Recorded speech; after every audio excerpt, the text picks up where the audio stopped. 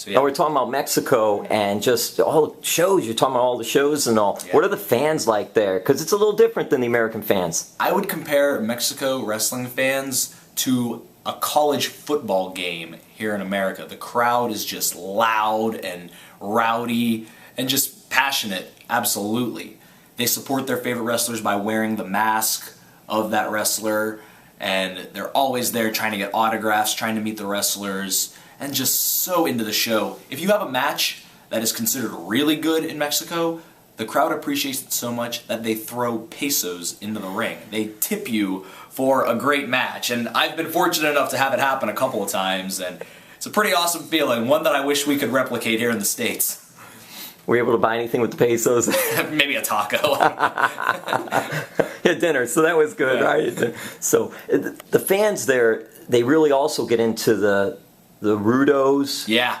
and the technicos. Yep. So you have the good guys, the bad guys, and they really hate the bad guys. Sure. And really love the good guys. Yeah. And that, in America, that's changed a little bit, because fans will like whoever they like. Right. But does that still happen in Mexico, where you have the bad guys, the heels, and the good guys? Absolutely. It's still very black and white there. It's like watching a superhero versus a villain. Like how we grew up with Spider-Man and Batman as our superheroes. In Mexico, those guys grew up with El Santo and Blue Demon. Those were their superheroes. So it's still very much the same today.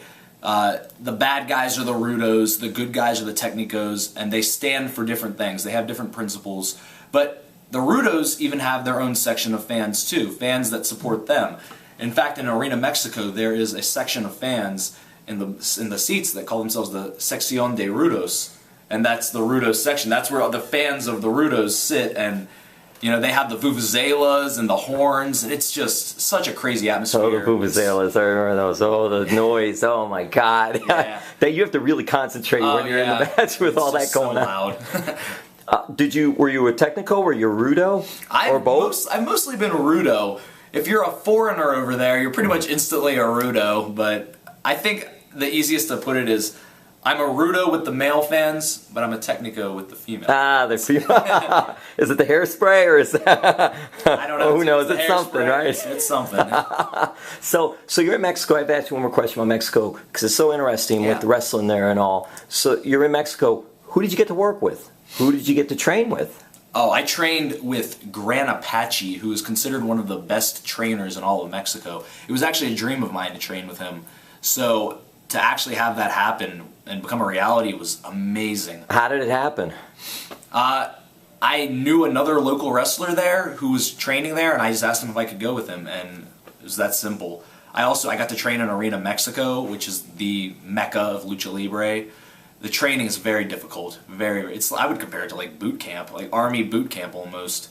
You have to run 20 laps around the entire arena, run up all the stairs in the entire arena. And this is an 18,000 seat arena, running up and down the stairs of the entire arena. And then, that's just the warm up, and then doing 10 laps around the arena, and then still trying to do flips and springboards in the ring after the fact. Very, very difficult. How much did all that help you for here? It's helped me a lot.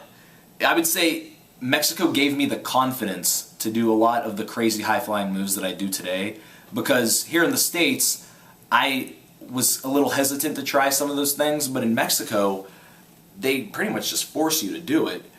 I remember one instance in Arena Mexico where I was training there, and you had to do like a flip over the ropes, and then do another flip over the ropes to the floor and land on your feet. And if you didn't do it correctly, you had to start over and do it all over again. So it's like it forced you to just want to do it right the first time. And I think having that mentality present kind of gave me the confidence to be able to do some of those flips that I wasn't able to do previously.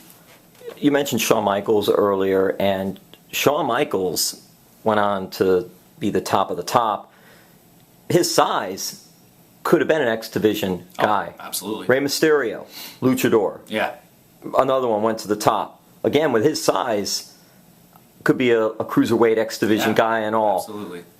When you see things like that, Bret Hart, another one, went to the top, but the size-wise, like that. Guys here, Daniels, AJ Styles, Kazarian, these guys all were X Division type guys, and they ended up going bigger and better than that even. Yeah. Is that something you look at and say, that's what I want to do, that's where I want to be? Oh, without a doubt. Without a doubt. I think the wrestling business has just kind of evolved, and everybody thinks of wrestlers as big 300-pound monsters, but I think that's a little outdated of an opinion, because wrestling's evolved so much more, and it's like now it's more athletic. If you are 5'7" and 160 pounds, but you are freakishly athletic and can do something to connect with that audience, then there is a spot for you in the business. It's like there's obviously still a spot for the big 300-pound monsters, but it's all about connecting with the audience, and if you're small, you still have a chance. Especially now, there's more opportunities than ever. With Destination X, a lot of guys got opportunities, a lot of smaller guys who maybe would have been passed on, but now they get opportunities despite their size. And it's a good time. It's a good time to be an undersized wrestler.